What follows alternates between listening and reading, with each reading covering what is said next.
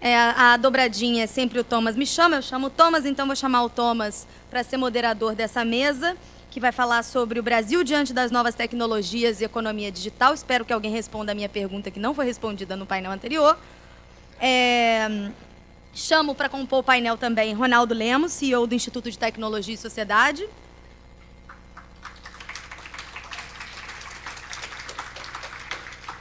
Marcos Troirro, co-diretor do BRICS Lab da Universidade de Colômbia. E Patrícia Ellen, sócia da McKinsey Digital Labs. Boa discussão. Eu de novo, mas boa tarde para responder a pergunta que a Daniela, de uma forma provocativa, fez no final da manhã sobre o Indústria 4.0. Arrumamos já uma mesa sobre Indústria 4.0 e a infraestrutura, a manufatura avançada. Infraestrutura, como vimos, já está comum conhecimento, um velho problema brasileiro. Aqui uma pessoa já desiste de ver o estado dos portos, as ferrovias, o saneamento básico. Tudo precisa ser feito, como disse Arminio agora, os projetos são óbvios e as carências muito grandes. Então, isso é um debate já bastante comum no Brasil. E eu me pergunto, no início, meus panelistas vão me corrigir se estiver errado, me pergunto se com todo esse foco para a infraestrutura existente, aquele estoque, se estamos vendo um pouco a economia brasileira, a economia global, no espelho retrovisor. Uma infraestrutura essa associada com uma planta industrial dos anos 50 e 60 e antes, décadas anteriores inclusive, e uma economia do século XX. E não, o que é o tópico desse painel, uma economia do século XXI. As novas tecnologias estão chegando, são, como a Daniela disse, a buzzwords para a parte de nós, mas não é por isso que podemos ignorar o conteúdo. E essas tecnologias ameaçam mudar nosso mundo, querer ou não querer. Muitas vezes falo-se que, eu até falo com meus filhos, que 2/3 dos empregos das próximas décadas ainda nem existem. Não sei se é verdade ou não, Ronaldo vai me dizer, e Alan e Patrícia também, mas é que comumente se crê.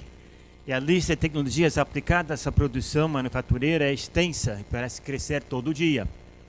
Big Data, analítica, computação em nuvem, internet das coisas, impressão 3D, inteligência artificial, digitalização, colheita de energia, realidade aumentada, etc., etc. E ainda mais. É fascinante pensar em como esse conjunto de tecnologias vai mudar nossas vidas. E vai mudá-las. E já está, como vemos, que nossa observação é que já está mudando a vida da economia global.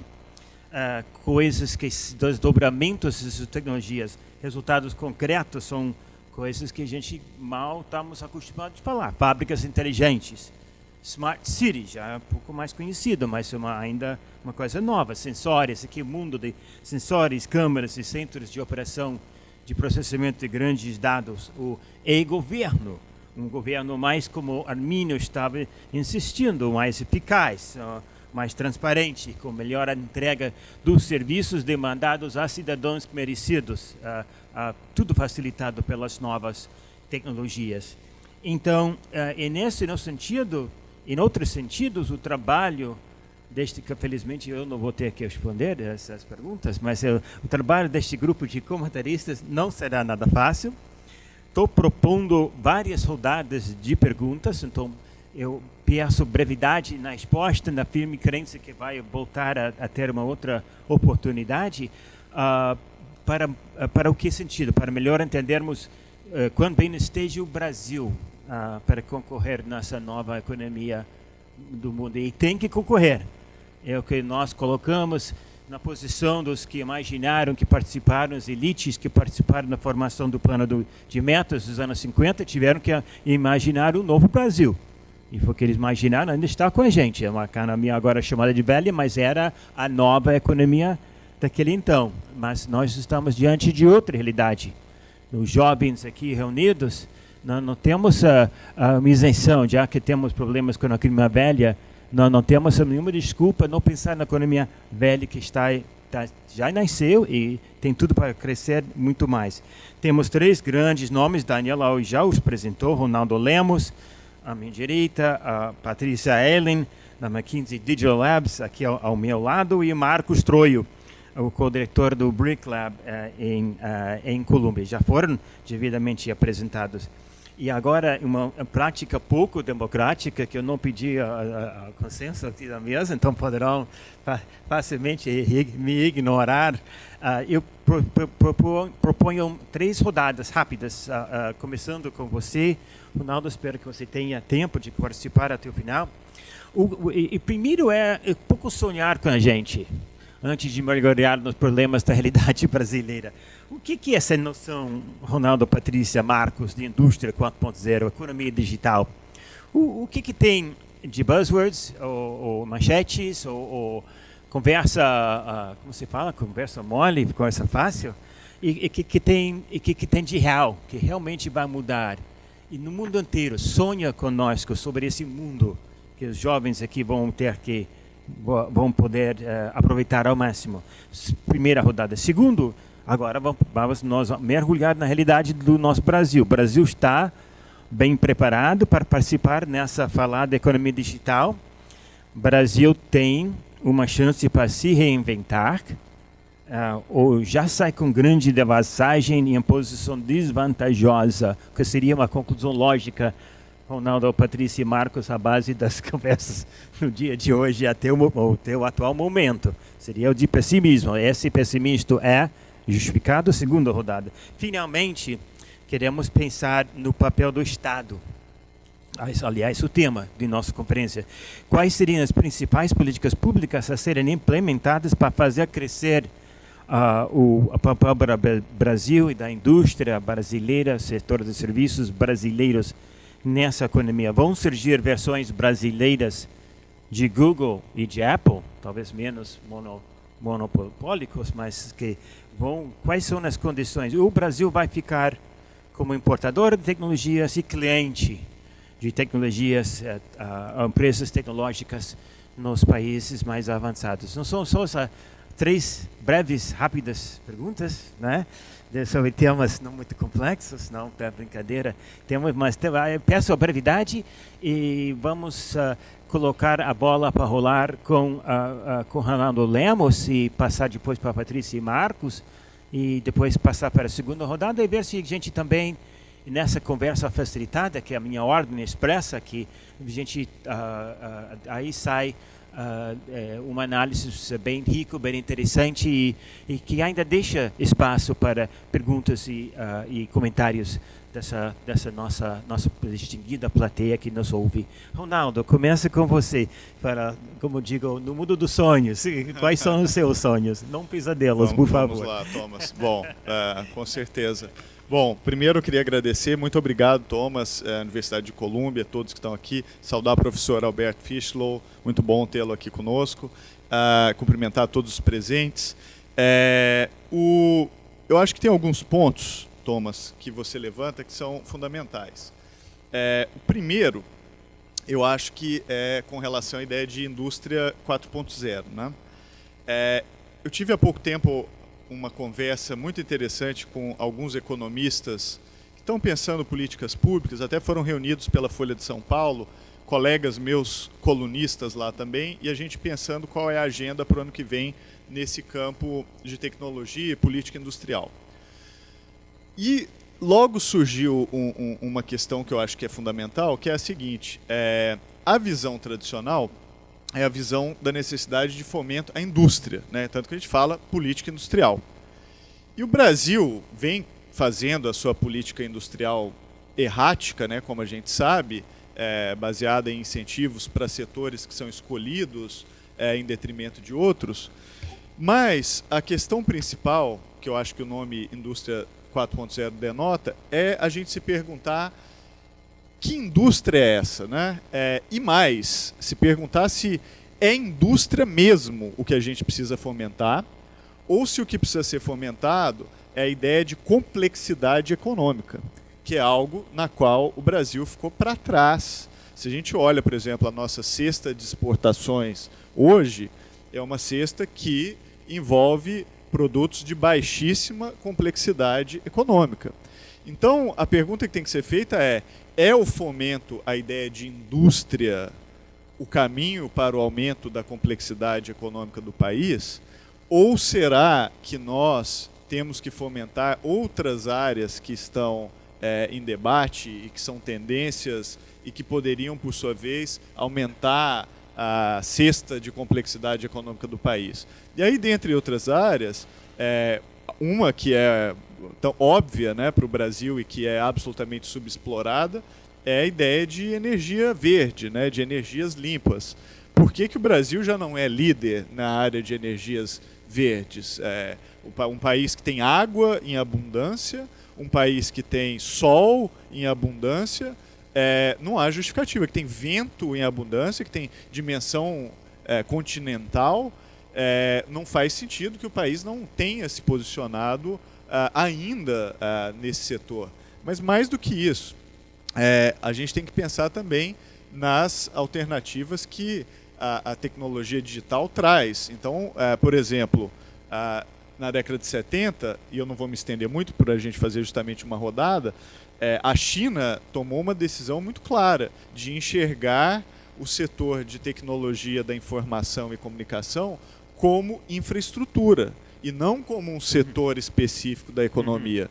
E essa é uma decisão consciente. Basta ler os textos da época, tem um texto excelente do Jia Zemin falando e analisando essa decisão, e logo eles perceberam que tecnologia da informação e comunicação não era um setor, mas era uma infraestrutura que permeia todos os outros setores, inclusive que gera externalidades positivas para todos os outros setores.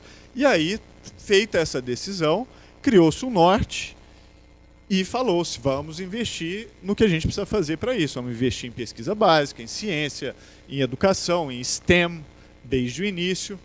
E nesse processo que se iniciou no final da década de 70, a gente está agora vendo claramente a colheita desses frutos, né? Então, a China, muito mais avançada que o Brasil na discussão, por exemplo, de internet das coisas, né? Muito mais avançada que o Brasil, de longe, inclusive, na questão de manufatura de hardware e de produtos que envolvem um alto grau de complexidade econômica embarcada, muito mais avançada que o Brasil na questão, por exemplo, de inteligência artificial, onde a China bate hoje com os Estados Unidos como concorrente para ver quem é que vai ganhar o jogo para aplicações de inteligência artificial. E isso é resultado de planejamento, decisão de um norte muito claro e implementação de ações para conquistar esses objetivos. No Brasil, a gente faz exatamente o contrário. Não há planejamento, não há execução desse planejamento. O planejamento costuma mudar, né, dependendo do contexto político. E há o que eu venho até chamando a atenção, por exemplo, em artigos, uma grande apreciação pelo papel, né? Quando se olha as políticas e as propostas de ação, sempre são planos incríveis, mirabolantes e muito atraentes. Mas a pergunta que se faz logo na sequência é: mas cadê a execução desse plano e cadê a continuidade desse plano ao longo dos anos, né? Então, eu acho isso talvez o defeito. Nenhum vento ajuda quem não sabe a que porto veleja. Então, a gente precisa saber a que porto gostaríamos de velejar nessa área. E só para encerrar, Thomas, o que me preocupa hoje é que a gente está ficando atrás, inclusive dos países latino-americanos. Estamos ficando atrás da Colômbia, da Argentina, estamos ficando atrás do Chile. Depois eu vou entrar em detalhes sobre isso, mas só para dar um exemplo. Esses países foram capazes de gerar empresas de tecnologia que valem mais de $1 bilhão. A Argentina gerou 2. O Mercado Livre, que é uma multinacional de comércio, e o Decolar.com, que inclusive nós usamos aqui no Brasil. Muita gente deve achar que inclusive é brasileiro. Não é uma empresa argentina. E o Chile fez a Life Miles, que é uma empresa também de tecnologia que vale mais de $1 bilhão. Qual é a empresa brasileira? nessa área de mais de $1 bilhão. Ela não existe. Então, o que eu acho que a gente tem que fazer agora é pensar em como remediar, né, esse atraso, essa desconsideração a esse setor de complexidade econômica. A gente ficou pendurado por muito tempo na venda de produtos básicos de pouca complexidade. Então, eu estou fazendo junto com a Patrícia Ellen agora o estudo que vai embasar o Plano Nacional de Internet das Coisas. A gente está completando esse processo agora. Espera-se que isso sirva como algum tipo de norte e que esse estudo, sobretudo, seja implementado para que a gente possa colher, quem sabe daqui 5 anos, 6 anos, 10 anos, os frutos disso. Mas, sem ter um destino e um norte muito claro e bem executado, é muito difícil que a gente colha resultados semelhantes a da China, Argentina, Chile e até mesmo a Colômbia. Muito obrigado, Ronaldo. Mas vem que a Ronaldo Decolar não é uma empresa brasileira, não? Eu adoraria que fosse, Thomas. Infelizmente, não é. É meio choque. Mas queremos todos ver esse plano nacional de Internet of Things. Talvez a Patrícia nos conte mais. Eu aproveito o gancho para falar que 8 das 10 empresas mais valorizadas na Bolsa Americana são de origem da tecnologia, muitas delas menos de 10 anos de existência. Exatamente. E gostaria que as nossas também fossem um padrão semelhante a esse. Muito bom. Obrigado. Patrícia, o que fazer para mudar esse quadro? Quais são as possibilidades, digamos, não ficando preso à situação do Brasil, mas quais os limites da imaginação, de como que você vê o potencial para qualquer país dessa economia digital? Em primeiro lugar, eu queria agradecer aqui outra vez o convite. É uma honra estar aqui com vocês hoje. Tem muitas possibilidades. Eu acho que um dos pontos importantes, quando a gente fala de novas tecnologias, né, foi colocado aqui economia digital, o que é real, o que são buzzwords. Eu acho que as buzzwords fazem a gente, às vezes, se perder um pouquinho, né? A gente começa a falar de inteligência artificial, machine learning, big data. Eu já vi o que eu vejo de matérias no jornal todo dia falando Big Data, né? Virou uma entidade, assim. Eu quero conhecer a Big Data um dia. Mas eu acho que o ponto importante para a gente aqui é exatamente saber pegar o que é real. E começar pelo que é real, eu acho que falar um pouco... Aí é o desafio do Brasil. Quando eu vejo fora do Brasil, as pessoas estão falando muito do futuro. Né? O que a gente está falando do futuro? Tem 3 temas principais que a gente está falando com relação ao futuro. O primeiro é que, de fato, entre 60% e 70% das atividades que nós realizamos hoje vão ser automatizadas. A discussão não é se, é quando. Né? E a velocidade é uma coisa entre 5 e 10 anos. Ninguém fala mais que 10 anos também. Ou seja, a gente vai ter uma revolução bastante grande na forma que a gente atua e 70% do nosso tempo vai ter que ser reaplicado. Né? Então, ficam várias questões aí. A primeira é como é que a gente vai realocar esse tempo. A segunda é quem vai dominar, né, essa automatização, vai se concentrar em 5 empresas, porque eu acho que hoje a gente fala de países, mas tem 5 empresas que dominam aí quase metade do PIB global. Né? Então tem algumas coisas bem assustadoras acontecendo hoje. E bastante rápido. Então, o que está sendo discutido é como é que essa velocidade da automação vai acontecer. Você vê países como Estados Unidos, Finlândia, Suíça, todo mundo testando hoje conceitos antigos, trazendo de volta para a mesa, como a renda básica universal, como é que a gente vai trabalhar com o futuro do trabalho. E o último ponto com relação a isso é esse envelhecimento rápido da população mundial, que aí, aterrissando para o caso do Brasil, a gente vai ter que, sim, lidar com várias questões ao mesmo tempo, inclusive o envelhecimento. A gente teve esse ano crescimento vegetativo negativo, a gente tem um nível de crescimento equivalente a países nórdicos da Europa, com um PIB bastante baixo, um PIB per capita muito baixo. Então, a gente demorou para dobrar a população acima de 60 anos 20 anos. A França fez isso em 100. Quando a gente olha para frente, em 2065, nossa pirâmide etária vai ser igual a do Japão hoje. Por que eu estou dizendo isso e qual que é o impacto da tecnologia? Eu acho que a gente pode ver como um problema ou como uma grande oportunidade para lidar de uma forma mais eficiente, com mais qualidade, com essas mudanças que a gente vai ter que fazer rapidamente. E aí que eu acho que é a grande vantagem do Brasil. A gente não tem opção. A gente vai ter que realmente lidar com isso. Com um desafio, sim, que a gente traz alguns legados do passado, né? Então, a gente fala de acesso a serviços que ainda não foi totalmente universalizado, pegando exemplos de saúde, de saneamento básico. Ao mesmo tempo, temos desafios e um backlog de infraestrutura que já foi dito. E, pensando no presente, o custo Brasil continua sendo uma grande dificuldade. Competitividade, a gente crescia, né, nossa economia através do crescimento da população. Vamos ter que aprender a crescer agora, ficando mais competitivos e melhorando a qualidade dos nossos serviços. E, para destacar o último ponto real de tudo isso, é que a gente tem 85% da nossa população vivendo em cidades, né? Um país continental que hoje é super concentrado em poucos centros urbanos. Para lidar com isso, aí eu vou falar um pouquinho das possibilidades. Eu acho, sim, o Ronaldo já colocou que a gente é bastante defasado, nossa matriz econômica ela é muito pouco complexa, mas a gente é um país muito empreendedor. Apesar das dificuldades, nos últimos 10 anos, os 10,6 milhões de empregos que foram gerados por micro e pequenos empreendedores. Isso tem tudo a ver com como vai ser o nosso futuro também. Concordo que não temos ainda unicórnios como gostaríamos de ter, tecnológicas, mas nós temos muitas candidatas para isso. Então, a gente pode falar, por exemplo, no mundo das fintechs. Nós temos muitas empresas brasileiras nesse mundo já dominando aí no mercado internacional. Guia Bolso, exemplo, né? Também no mundo tecnológico, 99 Táxi. Então, a gente pode citar aí vários exemplos acontecendo hoje de empresas que, apesar de todos esses desafios, estão conseguindo se sobressair.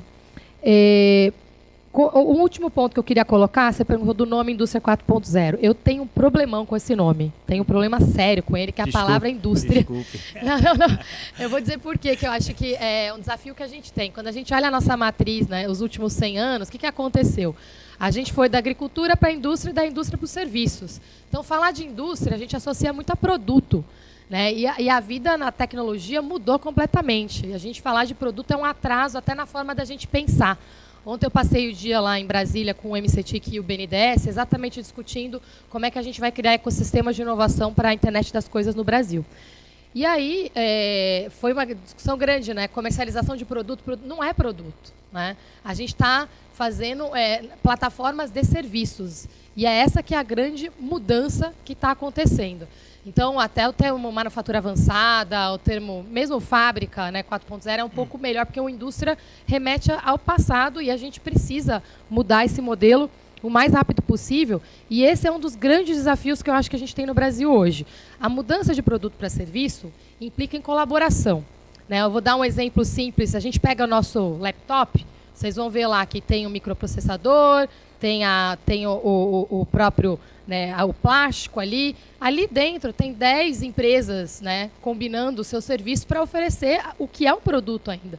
Mas a gente vê o produto que a gente pega, mas aquilo é um serviço. Tem uma combinação de várias coisas, vários aplicativos lá dentro. Eu só estou contando o básico. Se você começar a contar o que está lá dentro, todos os aplicativos, é uma infinidade de coisas.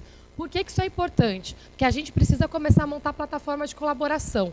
Com exceção de casos raros como a Apple, né, que tem tudo feito internamente, você pega a Google, é uma empresa de plataforma aberta. E no Brasil, o que a gente tem hoje? O Armínio falou de pesquisa básica, né? A gente tem pesquisa básica ainda funcionando e tem as empresas lutando para comercializar seus produtos e serviços. Mas no meio do caminho ali, que é do TR3 a 6, fica um buraco, né? E a gente não consegue emitir patentes, marcas, a gente muitas vezes joga para lá para fora, traz para comercializar no Brasil. Então, esse gap ali a gente precisa mudar para a gente poder competir. E aí, qual que é o desafio? Não é só governo e não é só setor privado. A gente vai ter ali naquele meio, ter governo, setor privado, trabalhando juntos, inclusive com a universidade, com os ICTs. É aí que muda o jogo. Então, esse é um ponto que eu acho que o Brasil vai precisar trabalhar aí nos próximos meses, anos, na verdade. E aí, 2 exemplos práticos disso. Acho que o plano de internet das coisas é uma esperança muito grande que a gente tem com relação a isso. Dentro dele tem uma proposta ali que é criar plataformas de inovação e internet das coisas, temáticas, né? E eu acho que se isso sair do papel, vai ser muito importante. Outro ponto com relação a políticas públicas é como é que o governo ajuda, né, onde precisa e não atrapalha, em outras coisas também que precisa deixar o mercado se organizar, mas ali entra privacidade de dados, segurança cibernética. Se a gente não tiver isso bem organizado, tudo isso que a gente está falando aqui pode ser só um sonho. Mas eu sou muito otimista, eu acho que a gente vai trabalhar com isso, porque eu falei, como a gente realmente não tem opção, né? A gente tem vários desafios, inclusive, que só vão ser enfrentados com a tecnologia como meio, e essas políticas públicas elas podem nos ajudar a acelerar esse processo e com uma participação do setor privado nesse processo também. Aí um exemplo que até deixo aqui como convite, tem uma parceria do governo brasileiro com o Fórum Econômico Mundial para fazer agora um relatório sobre competitividade no Brasil. E eles estão trazendo ministérios, mais empresas, quem quiser participar para fazer a construção desse trabalho. Eu estive lá com eles ontem também, e eles querem publicar isso até março. Então, é um exemplo de um processo ali que a gente pode fazer em parceria para entender quais são as iniciativas que já estão funcionando, que precisam ser mantidas, e as novas que precisam ser trabalhadas para a gente conseguir transformar esse sonho em realidade. Obrigado, Helen. Muito obrigado, Patrícia. Estava procurando, tanto com os comentários de Ronaldo quanto os teus, para uma justificativa, meu relativo otimismo de que estamos diante de uma nova economia mundial que vai reger no século XXI.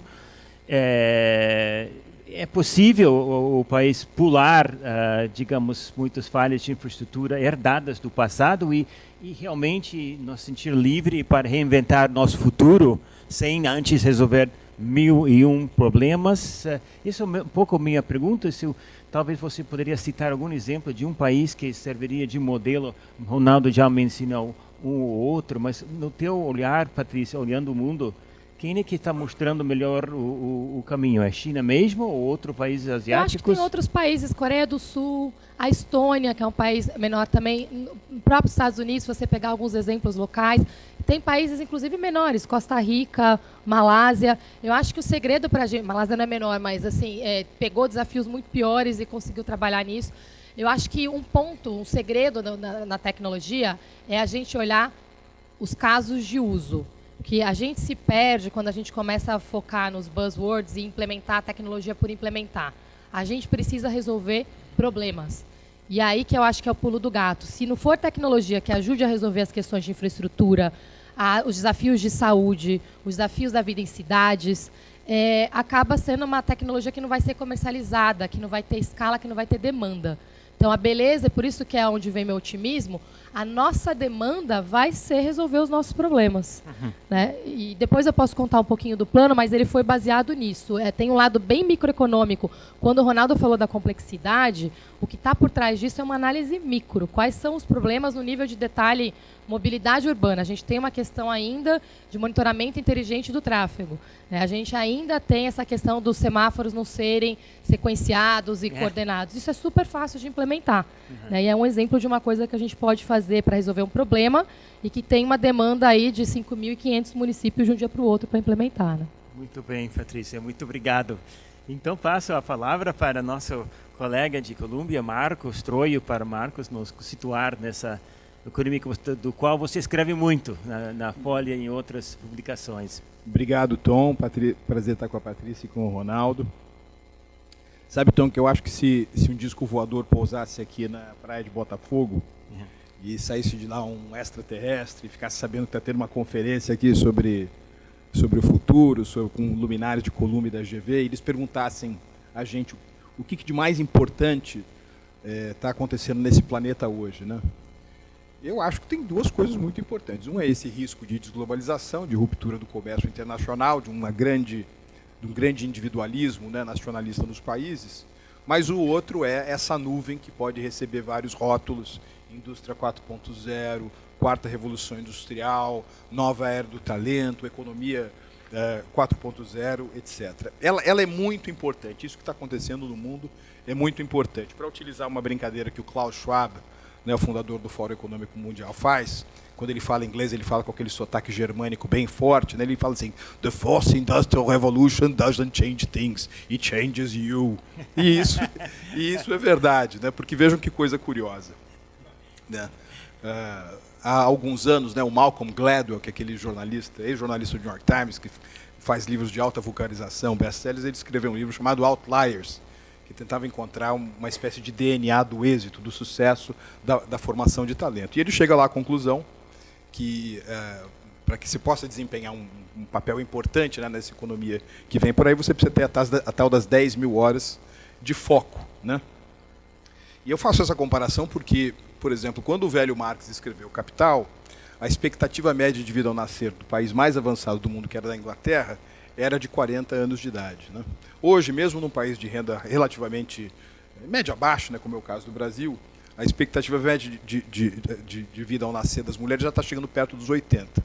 Ora, se você chegar nessa economia 4.0 aos 25 anos de idade, sem ter absorvido os quocientes básicos, né, de preparação, de capacitação, de talento, ou de reskilling, né, que é uma palavra que está muito na moda agora, para desempenhar um papel produtivo, né, nessa economia que vem por aí, o que é que você vai fazer com a sua vida dos 25 anos até os 80 anos de idade? Então, o primeiro impacto, né, dessa...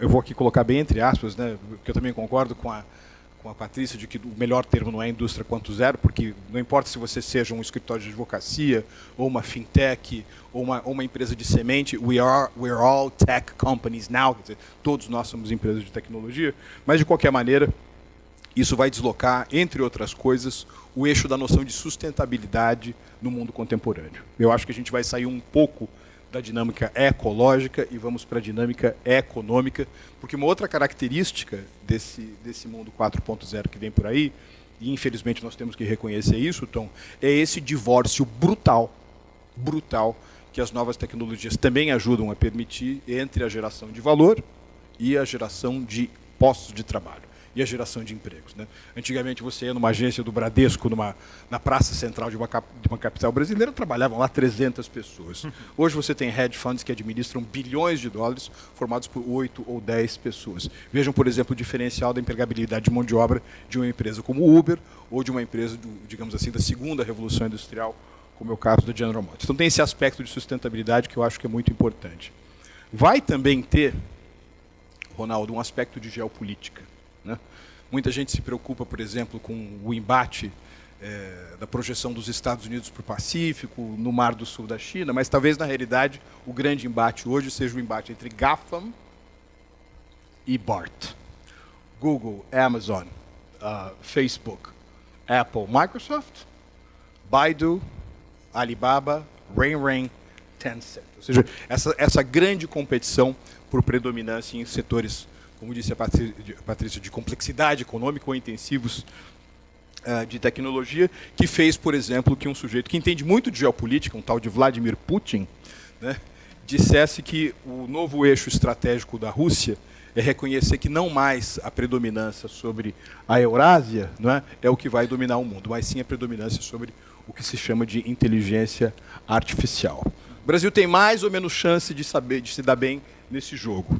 Olha, se a gente quebrar, né, o cromossomo, se a gente quebrar a célula da inovação, nós vamos ver ali 5 estoques constitutivos, como já se mencionou aqui. Tem um estoque de empreendedorismo, é verdade, tem um de criatividade, é fato, mas também tem um enorme de capital, tem um enorme de estoque de conhecimento e o quinto, é claro, é esse ecossistema que convida a interação entre os 4 primeiros elementos, levando a mais inovação. Nós estamos, eu acho que, muito bem de criatividade. Somos, sem dúvida alguma, um dos povos mais empreendedorismos do mundo. Mas, do ponto de vista do capital, dos recursos que a gente direciona à inovação e a esse setor de ponta, nós estamos engatinhando. Eu, quando saí do Instituto do Rio Branco 25 anos atrás, eu fiz um trabalho sobre quanto cada país investia como percentual do seu PIB em pesquisa, desenvolvimento e inovação. O Brasil, àquela altura, começo dos anos 90, despendia 1% do seu PIB, os chineses 0,2%.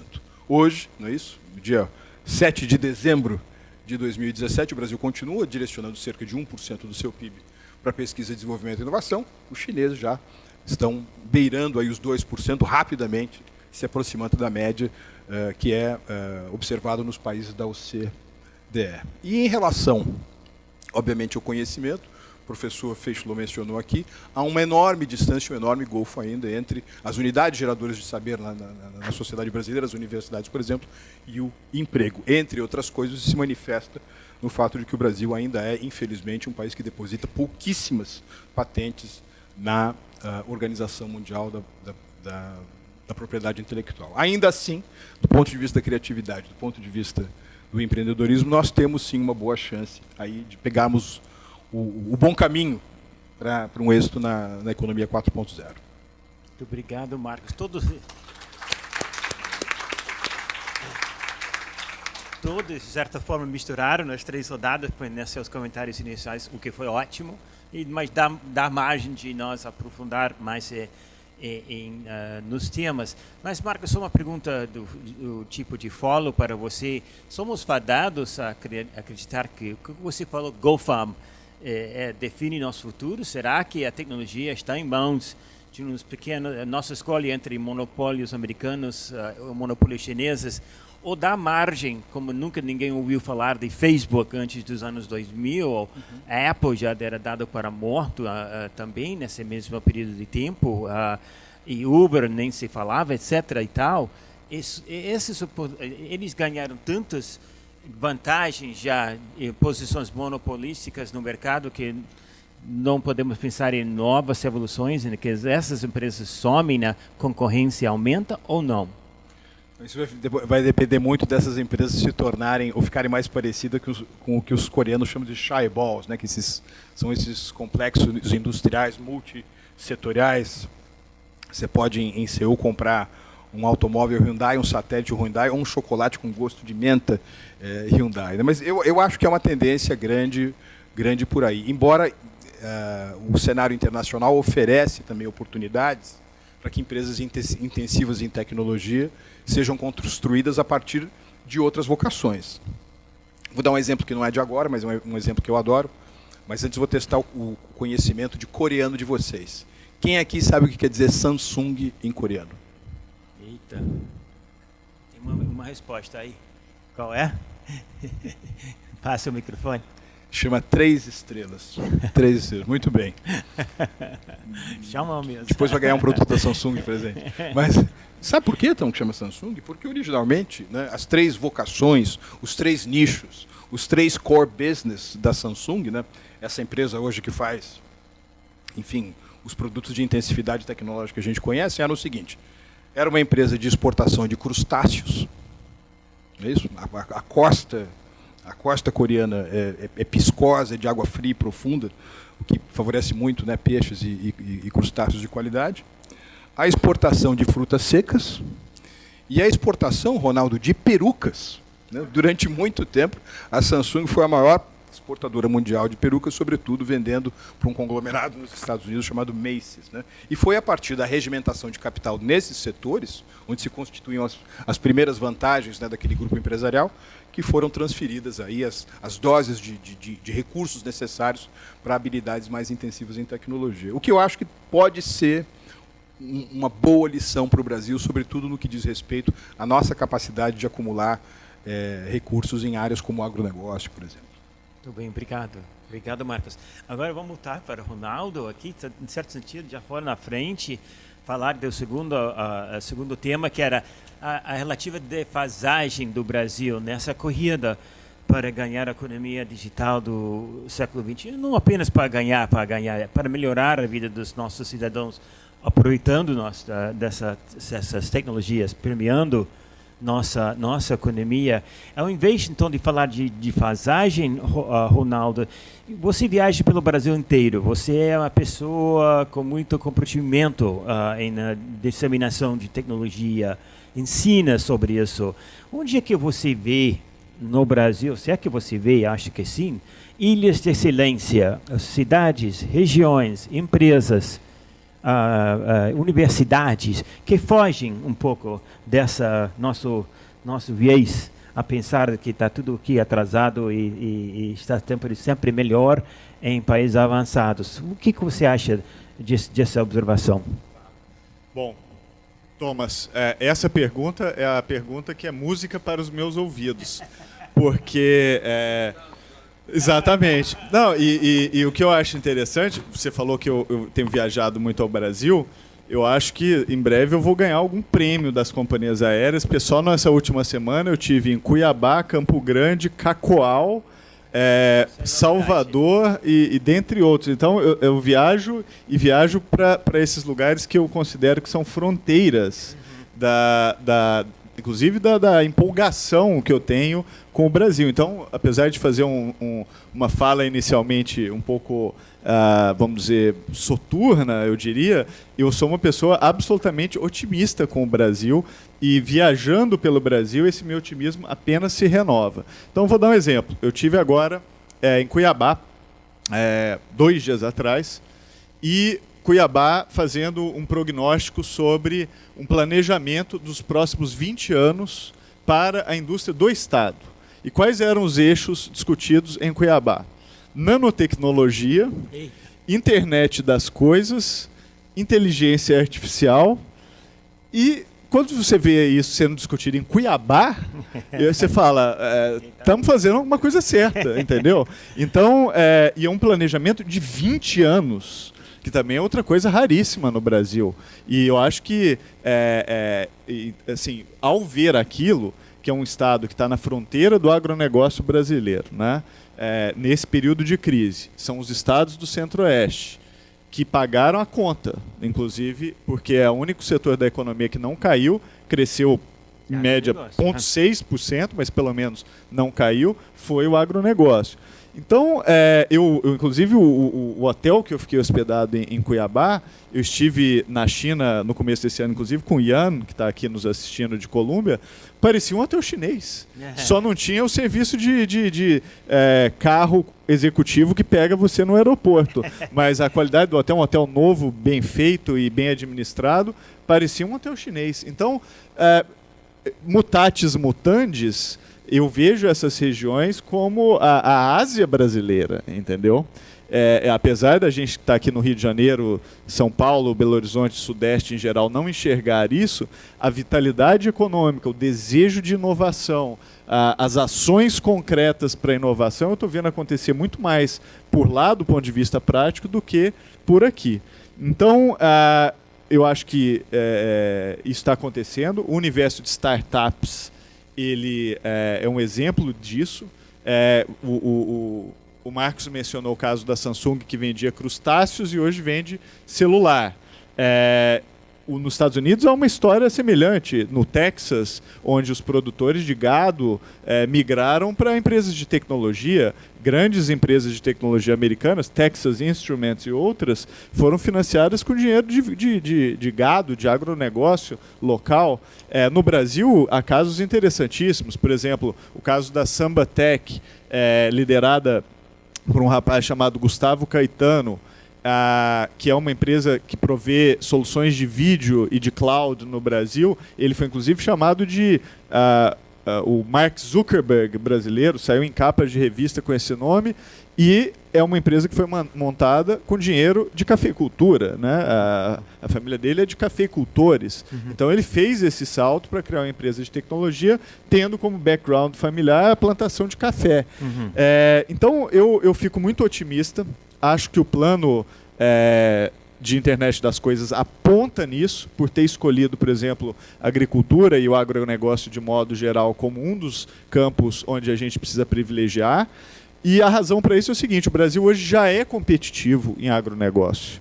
Por razões de tecnologia, por razões de administração, por razões de vantagens naturais, mas quem está competindo com o Brasil hoje nessa área são países como a Austrália e Nova Zelândia, nos quais a área agricultável é muito menor do que a área brasileira. A Austrália tem grande parte do seu território deserto. Nova Zelândia, conjunto de ilhas, ali, algumas poucas ilhas. E o Brasil perde competitividade com esses mercados por um fator muito específico, que é o fator da certificação. A Austrália e a Nova Zelândia se comprometeram a fazer produtos que são green and clean e são certificados como tais. E aí roubam o mercado, inclusive roubando fatias de mercado de alto valor agregado que o Brasil não consegue competir, porque a gente fica apostando no modelo da produção maciça, homogeneizada, etc., que é muito importante, onde nós realmente é admirável a forma como a gente se estabeleceu nesse setor, mas por que não juntar as duas coisas? Por que não usar, por exemplo, tecnologia para promover cadeias de certificação para o agronegócio brasileiro, usando desde o blockchain até sensores, coleta de dados, e tudo isso é possível. Isso poderia levar um setor que o Brasil já é competitivo a ser 10 vezes mais competitivo num curto espaço de tempo. Então, eu vejo embriões disso acontecendo no mundo inteiro. Vi agora a produção de café com produtores locais em Cacoal. Fiquei muito bem impressionado. Inclusive, estão vendendo café para a Coreia, uma variedade de café chamada Robusta, que não é o arábica, que geralmente é consumido no Brasil, e descobriram que varietal é bom. O Robusta, que é um café usualmente desprezado no Brasil, encontrou um mercado de algumas centenas de toneladas anuais só para o estado de Rondônia, na Coreia. Então, eu acho que esse é o caminho que a gente tem que seguir. A gente tem que entender que há uma vitalidade imensa acontecendo no país. Bambu no Acre, por exemplo, também, exploração de bambu como material para construção civil, para a indústria, absolutamente renovável, e que o Brasil poderia ser, vamos dizer, líder na padronização disso, porque você consegue vender o bambu laminado, inclusive. Você pode laminar o bambu para vendê-lo como lingote, como se vende outros produtos que podem ser comoditizados. Então, há um ecossistema de startups vibrante. Eu vejo garotos e garotas do Acre ao sul do Brasil montando suas empresas e empreendendo em produtos novos, inovadores. Agora, são heróis, porque empreendem contra tudo, contra todos, contra um governo burocratizante, contra um sistema tributário perverso, contra a ausência completa de maturidade do mercado de crédito e, apesar disso, empreendem. Então, a minha hipótese é de que, se você melhorasse o ecossistema e a infraestrutura e fosse um pouco mais amigável a isso, haveria uma explosão natural que já está acontecendo, mas hoje ela é vamos dizer, num ritmo muito menor do que ela poderia ser se a gente tivesse as condições adequadas. Muito interessante, obrigado. Muito inspirador, Arnaldo. Vou me deter, mas não vou fazer a pergunta direta, mas para entender para nós, todos criaturas das grandes cidades, eu imagino, o que faz o Internet das Coisas melhorar a produtividade agrícola, talvez seja uma pergunta para fazer para você depois. E também você nos lembra que esse deve ser um dos países mais empreendedores da face da planeta, pois com tantos entraves, você está nos contando, lembrando, ainda tem aquele dinamismo que você vê e nem precisa viajar a lugares tão distantes quanto essa cidade que nunca ouvi falar, assim, Cuiacá. É muito boa, mas é bem longe, viu, Thomas? É bem longe. Eu acredito que você foi numa das favelas ou comunidades carentes, melhor dito, aqui no Rio, vai também encontrar aqueles sementes de empreendedorismo encarando esses mesmos problemas. Então, sem mais de mim, Patrícia, eu queria a sua opinião. Vamos abrir o leque de possibilidades, horizontes, à base da sua experiência. Brasil, ilhas de excelência, motivos reais, concretos para acharmos que nós não estamos tão defasados nessa economia digital do século XXI. Eu acho que tem um motivo importante. A gente falou do empreendedorismo e da criatividade. Eu acho que tem um outro que é o uso de ferramentas digitais pelo brasileiro. Hoje a gente tem, se a gente comparar a nossa população com a população em países desenvolvidos, a gente tem uma população extremamente digital, né? A quantidade de celulares hoje ultrapassa a quantidade de pessoas, a quantidade de smartphones está crescendo cada vez mais. E mesmo que a infraestrutura de conectividade ela varie por região, e aí prejudicando quem está nas regiões mais rurais e remotas, o brasileiro dá um jeito de se conectar. Então, a gente vê isso através, por exemplo, da nossa presença nas redes sociais, a penetração de diversos serviços online, né, como Netflix, Instagram. Então, a gente gosta, a gente usa muito, né, e aprende rápido. Isso em todos. WhatsApp, nem se fala. Mas a gente realmente usa muito, e não é só. Então, muita gente usando, né, com uma penetração alta, muito uso e em quantidade também. Então, a gente, em Facebook, fica ali sempre disputando com os Estados Unidos, mas nós somos os que mais usam em horas do dia, conectados. Tem uma questão também. Agora, acho que estão vendo. Deve estar todo mundo aí compartilhando, que está aqui, Facebook, Twitter também, né? Estou no evento. A gente tem uma questão antropológica aí, né? Que nós somos muito sociais no Brasil, então as redes sociais acabaram se disseminando muito rápido. Mas isso é uma oportunidade grande, que aí eu vou para o meu tema dos casos de uso. Para fazer esse trabalho do Brasil, a gente analisou, de uma forma bem microeconômica, os 300 casos de uso para a internet das coisas no mundo, ao redor de 10 verticais. Então, a gente olhou a vertical de saúde, a vertical de vida em cidades, a vertical de logística e internet das coisas offshore. A gente olhou toda a parte de internet das coisas nas fábricas, no ambiente rural, varejo, nas casas das pessoas. E aí, olhando os casos de usos específicos, a gente viu quais que têm maior potencial de impacto para o Brasil. E vimos que, aplicando a internet das coisas, mesmo com todas as dificuldades, a gente fazer um plano bastante, assim, fazer uma estimativa mais conservadora, a gente consegue agregar na economia, até 2025, cerca de 200 bilhões de reais aí, em PIB, né? No mínimo, aí tem um intervalo grande aí de valor. Por que esse intervalo de valor é grande? Por uma questão que é o uso, né? Que um dos desafios que a gente tem das tecnologias é você desenvolve o serviço, mas você tem que garantir que esses serviços são utilizados, né? E que a gente chama de curva de adoção. E eu acho que esse é um dos pontos que o brasileiro é muito rápido em adotar novas tecnologias, novas coisas. Então, acho que esse talvez seja uma outra vantagem, além do que a gente falou até agora. Mas eu queria também colocar um desafio. Acho que o Marcos trouxe isso de uma forma também importante, que foi a questão do nosso capital, do nosso conhecimento, que é a questão da educação. Esse é um problemão que a gente tem para resolver. E pegar o nosso resultado aí do PISA, né, de 2015, foi bastante triste ver a gente conseguir piorar nossa posição no ranking. A gente vê que os nossos alunos, só 7% dos alunos, que eu fico até arrepiada sempre que eu falo esse número, porque eu fico tentando não acreditar nele, mas 7% dos nossos alunos que completam o ensino médio sabem o básico de matemática. Então, aí a gente começa a se questionar quem é que vai trabalhar com essas novas tecnologias, inovar, criar novos produtos e serviços.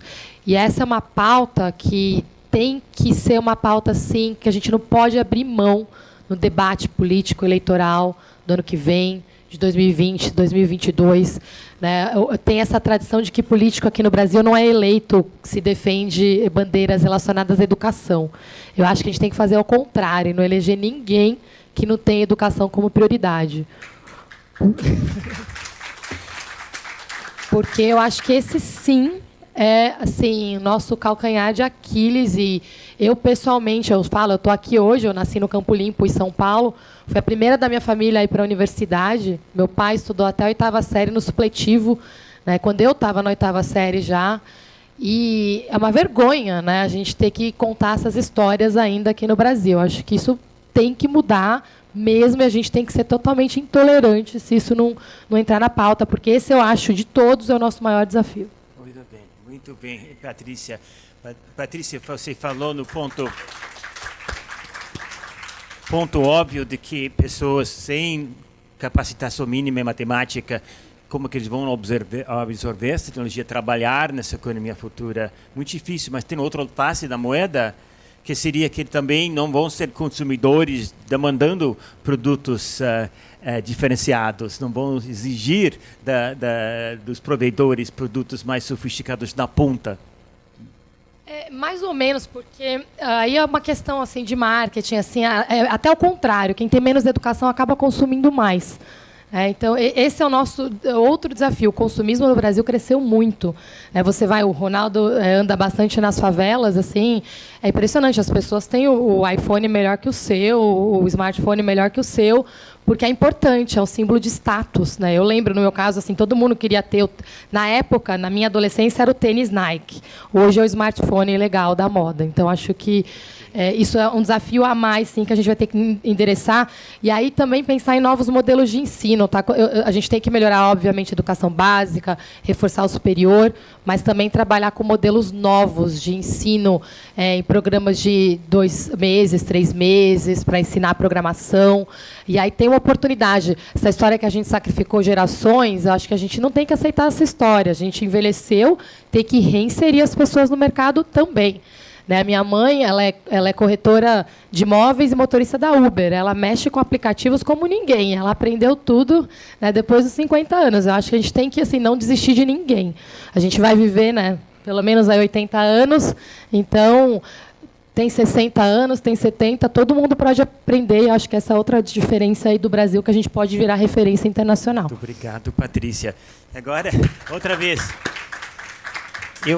Marcos, eu vou sugerir, devido à exigência das verdadeiras organizadoras do evento aqui, estou assinalando que temos ainda mais um painel sobre corrupção e transparência. As pessoas estão chegando para isso. Então, Marcos, se você não me permitir, começar com você na terceira rodada, que era, sem ser grande demais, as minhas pretensões. Eu estou pensando muito na história econômica brasileira, a decisão de fazer a CSN, criar o Vale do Rio Doce, criar Petrobras, BNDES, depois plano de metas, primeiro PND, segundo PND, etc. Grandes momentos nos quais grupos como esses, sentados em salas como essa, herdando do passado muitos problemas e atrasos, mas imaginaram num Brasil diferente. Se nós olhamos agora o que o Brasil, principalmente políticas públicas, e você pudesse desenhar, Marcos, é possível pensarmos num, digamos, plano de metas equivalente para essa era digital? E quais seriam um ou dois pontos principais desse novo plano digital? Pode você rejeitar a pergunta, se quiser, tá bem? Tá bom. Não, a pergunta é muito boa. Olha, Tom, o que o Brasil precisa fazer? O Brasil precisa fazer um gigantesco descontingenciamento de recursos que possam ser direcionados à inovação. Por exemplo, eu mencionei agora há pouco que o Brasil só investe 1% do PIB em pesquisa, desenvolvimento e inovação. E se você vai olhar no microscópio, de onde vem esse 1%, 80% é das empresas estatais ou das universidades. Isso quer dizer que a participação do setor privado, onde realmente acontece a inovação que é conducente a mercado, a novas patentes, é muito pouca. Ora, quando você vai conversar com os empresários sobre isso, eles vão dizer o seguinte: me deem uma estrutura tributária, uma carga tributária semelhante aos meus competidores, e eu vou lhe entregar a inovação necessária. Então, eu acho que existe um cordão umbilical inquestionável entre esses esforços de simplificação que foram, por exemplo, mencionados na exposição do Armínio Fraga, e o aumento dos recursos necessários à inovação no Brasil. Tem, como disse o professor Fischler, um outro esforço que vai se dar no âmbito do estoque do conhecimento, quer dizer, não existe nada mais conservador anti-inovação do que a estrutura de universidades federais no nosso país. E, obviamente, a gente tem que simplificar também a legislação no âmbito da empresa. Para parodiar um pouco o Euclides da Cunha, o empreendedor tecnológico no Brasil é, antes de tudo, um forte. Porque ele tem que lidar com esse cipoal burocrático, realmente faz com que ele tenha que pensar em outras realidades. Eu vou apenas rapidamente contar aqui uma situação que eu vivi recentemente. Sabe que país, Tom, tem atraído muitas empresas brasileiras do setor de tecnologia, simplesmente por ter legislações muito mais amistosas aos negócios? O Paraguai. O Paraguai.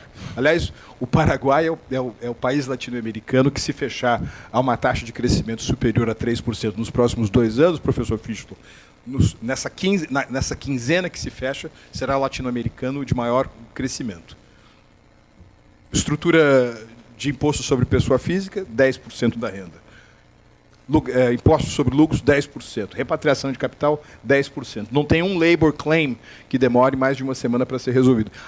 Essa mera mexida no ambiente de negócios faz com que uma parte importante de empresas brasileiras de vocação tecnológica, de vocação inovadora, vão se deslocar para esse novo tigre asiático que fica ali na Bacia do Prata.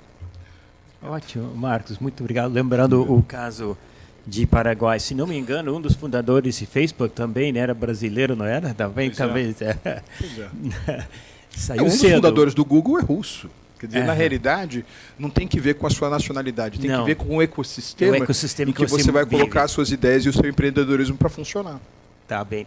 Políticas públicas, Patrícia, você, 1 ou 2 pontos cruciais, complementando um pouco o que o Marcos acabou de afirmar. O que deveríamos nós ser todos, estamos advocando para tornar realidade? Quais seriam, no seu modo de ver? Falei do tema de educação. Esse tema dos ecossistemas é importante, porque a gente ficou com um ranço de falar de focos de desenvolvimento por causa desse passado aí dos campeões nacionais. E sempre que a gente fala de ecossistemas, que inovação tem CEP, a gente associa isso na escolha dos vencedores, e não é isso. A gente precisa criar esses ecossistemas de colaboração. Por exemplo, existe um conceito internacional pela Organização Mundial do Trabalho que chama Zonas Econômicas Especiais. No Brasil, a gente não tem nenhuma. Tem 2, na verdade, que entram na lista, mas foi meio acochambração, porque tem lá a Zona Franca de Manaus e tem o Porto de Vitória. E, na verdade, assim, porque são zonas de processamento, especial, com isenção fiscal, e que entrou na lista. Mas existem aí cerca de 3.000 zonas econômicas especiais hoje no mundo, que são regiões pequenas, assim, um espaço de alguns centenas de quilômetros quadrados, pode ser a região de uma cidade ou conectar algumas cidades. Então, na China, hoje, eles têm cerca de 340, se eu não me engano. Estados Unidos são quase 700 zonas econômicas especiais.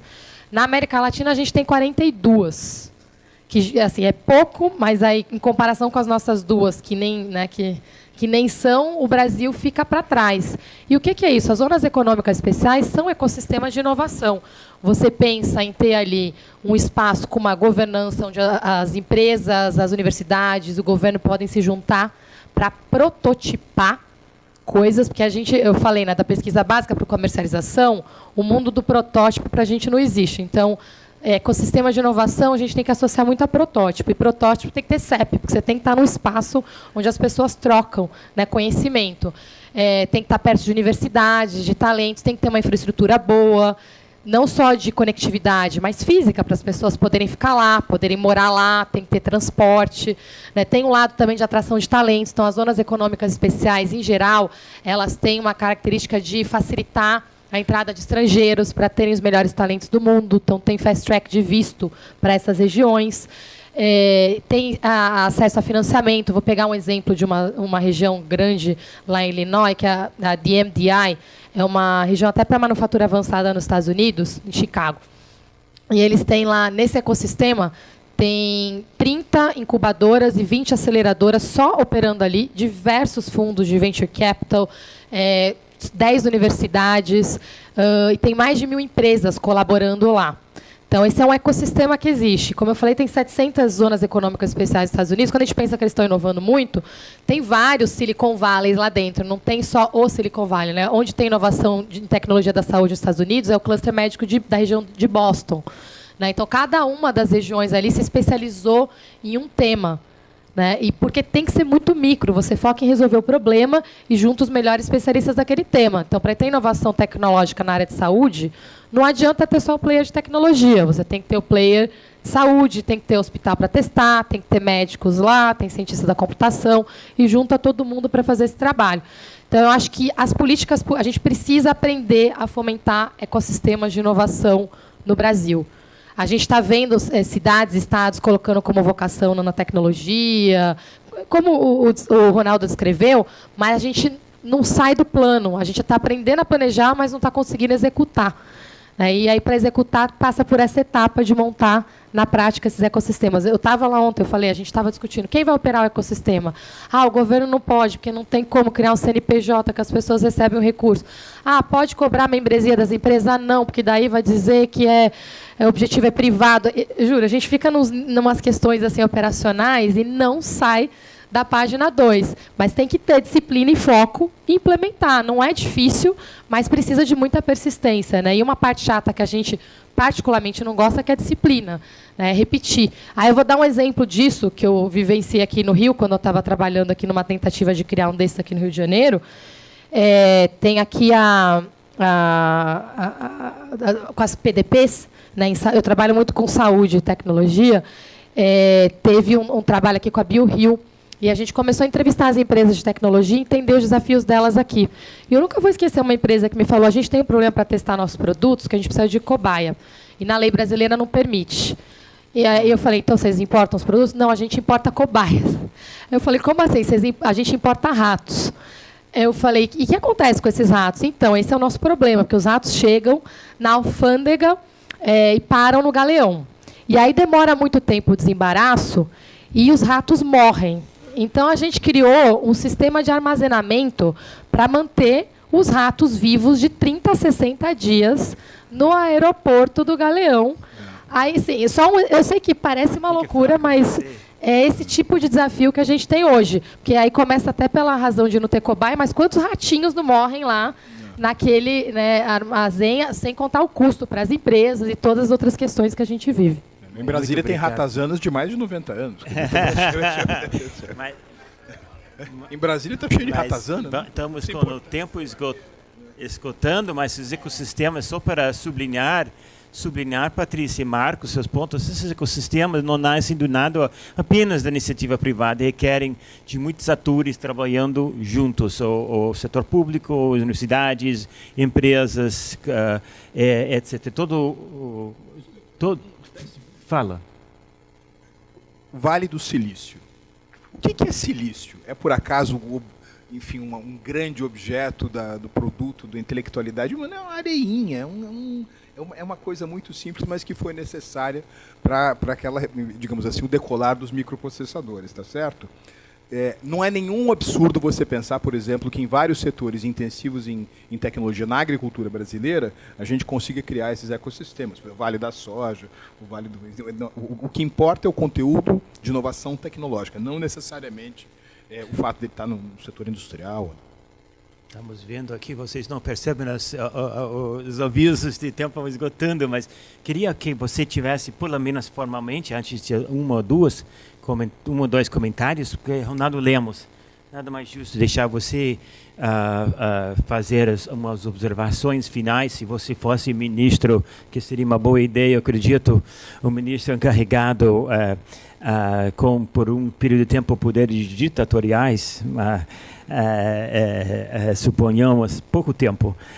Ronaldo, o que você faria? E como é que você faria tornar essas experiências fascinantes que você observou, tornar isso uma realidade que afetaria a vida de todos os brasileiros, não apenas de uma região ou outra? Primeiro, Thomas, é interessante a sua pergunta. Em 2011, eu estava na Universidade de Princeton e convivi com um funcionário do governo chinês envolvido nessa área de tecnologia, e a gente estava justamente discutindo a trajetória Brasil e China. E aí eu falando da questão de planejamento, etc., e ele me perguntou assim, quantos anos o seu presidente fica no poder no Brasil? Eu falei, olha, 4 e pode ser renovado por mais 4. Ele falou, não, precisa ficar pelo menos 30 anos. 4, esse negócio de renovar a cada 4 anos para planejamento tecnológico é péssimo.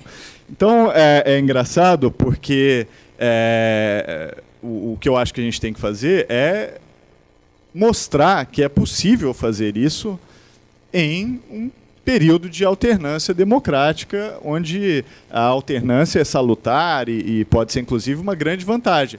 Porque uma das vantagens da democracia é quando você está errando claramente, a possibilidade de você mudar de rumo é muito mais rápida. Então, nesse sentido, eu acho que isso é uma vantagem nossa e não uma desvantagem. Agora, vamos usar essa vantagem para fazer alguma coisa.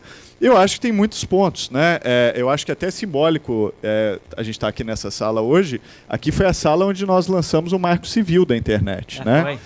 Foi nessa sala, eu me sentando aqui nessa cadeira, inclusive, que foi lançado o Marco Civil no ano de 2008. O ministro da época era o Tarcísio Genro, estava sentado aqui na sua cadeira, inclusive, e nós fizemos uma aposta. Dizemos o seguinte: vamos construir um Marco Civil para a internet brasileira, fomentando inovação, liberdade de expressão, neutralidade da rede, privacidade e outros valores. Isso foi em 2008. O Marco Civil ele foi aprovado em 25 de março de 2014 na Câmara dos Deputados. Ou seja, olha quantos anos para aquela política ter sido implementada. Então, isso demonstra a necessidade de resiliência e de persistência para você conseguir fazer mudanças que são significativas. O Marco Civil só saiu porque houve um esforço de um grupo de pessoas, no qual eu me incluo e várias pessoas da Fundação Getúlio Vargas também se incluem, e esse esforço durou 7 anos de persistência. Então, se a gente esquecer de que é preciso ter essa resiliência e persistência para fazer com que a gente tenha políticas significativas implementadas, a gente não sai do lugar. Então, tem que lembrar, primeiro, que é difícil, demora, dá trabalho, mas, no fim, quando o Marco Civil foi aprovado, eu fiquei com uma sensação de que a democracia funciona, você entendeu? É uma renovação da minha confiança, inclusive, de que a democracia funciona, porque o Marco Civil só foi aprovado porque foi por causa de um processo democrático de baixo para cima. Ele não foi uma proposta governamental, mas que, por fim, acabou se transformando e convertendo na principal lei sobre internet estruturante do Brasil, que é, inclusive, reconhecida internacionalmente. Então, agora a gente está fazendo o plano da internet das coisas. Agora, a agenda do que precisa ser feito é vastíssima. Vastíssima. Eu não teria condições de listar aqui, mas vou citar 2 pontos que talvez possam ser importantes. O primeiro, que o Brasil precisa aprovar uma lei de proteção aos dados pessoais. É uma agenda que nós estamos atrasados 30 anos e que foi tratada com absoluto descaso por todo esse período e até pouquíssimo tempo atrás. Chile, Colômbia, Argentina, todos possuem legislações de dados pessoais. Por que essa legislação é tão importante? Porque a gente fala muito de cidades inteligentes, fala muito de IoT. Privacidade de dados e IoT e cidades inteligentes são 2 lados da mesma moeda. Se você não tem uma lei de privacidade de dados e parte por um processo de implementação de dispositivos de cidades inteligentes, você está cometendo uma irresponsabilidade, porque você está literalmente espalhando dispositivos capazes de fazer vigilância, que é para coletar dados, sem ter um arcabouço legal que diga o que pode ser feito e o que não pode ser feito. Então, uma lei de proteção de dados no Brasil é estruturante, porque ela demonstra quais são as regras do jogo, ela diz para as empresas, olha, pode coletar dado, mas coleta assim, assim, assim, você vai precisar seguir essas e essas regras. Então, são 2 lados da mesma moeda. A gente está pensando num lado, tem 3. Os 3 igualmente parados. 3 projetos de lei em tramitação no Congresso Nacional, 2 da Câmara e 1 do Senado, e todos parados. Agora, parece que vai andar. Sabe por quê? O Brasil quer entrar na OCDE. Aí, descobriram que para entrar na OCDE, precisa ter lei de proteção de dados pessoais. Falou, então sem isso aqui a gente não entra na OCDE, então vamos aprovar isso para entrar na OCDE. É meio o caso de o rabo balançando o cachorro, né? Porque em vez de pensar nessa lei como um processo estruturante, construído ali com inteligência, com cautela, como foi, por exemplo, o Marco Civil ao longo de 7 anos, muito provavelmente agora, algum desses projetos deve avançar, mas para ser aprovado em 2 meses, sem debate, sem discussão, sem nada. Então, é melhor que se aprove. Eu estou achando bom isso. Descobriram que, para entrar na OCDE, precisa ter lei de proteção de dados pessoais. Mas há outras formas de fazer essas políticas estruturantes. E eu acho que a lista é grande. A pergunta sobre o que fazer ela pode ser respondida de forma relativamente simples. Eu acho que há hoje uma clareza sobre o que precisa ser feito para fomentar inovação em um ecossistema de inovação no Brasil.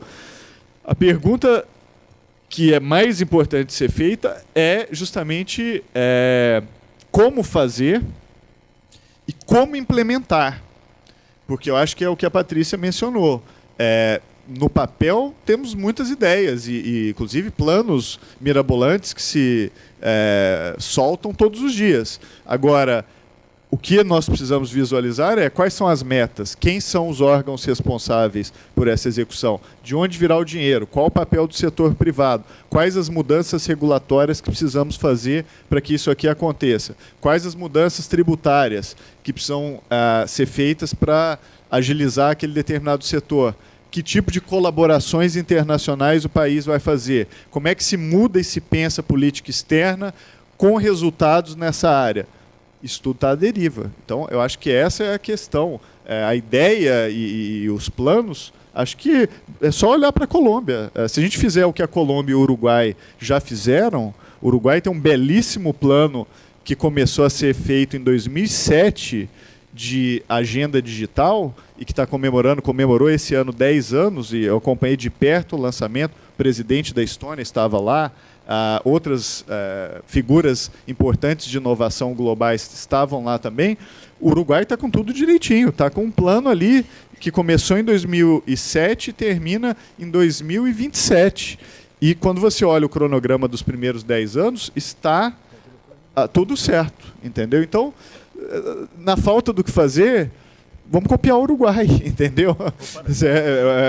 Se não, literalmente, nas ideias, vamos copiar a execução. Por que lá deu certo e aqui não deu, entendeu? E aí vai ter alguém para falar, desculpa, só para dizer, mas o Uruguai é um país de 3 milhões de habitantes. Pois é, o Brasil tem uma coisa que o Uruguai não tem, que se chama escala. Então é muito mais fácil fazer isso no Brasil, porque nós temos escala, do que no Uruguai, que é um país de 3 milhões de habitantes. É isso, gente. Obrigado. Eu acho um bom ponto aqui para... Olha, foi ótimo, o tempo esgotou, peço desculpas, mas a boa notícia é que poderemos tomar nosso café rápido, antes dos panelistas saírem, e quem quiser falar com uma desses grandes personagens que nos ajudaram tanto, hoje terão todo o direito durante o Coffee Break. Peço, por favor, mais uma vez que vamos juntar as palmas, salva de palmas para esse painel.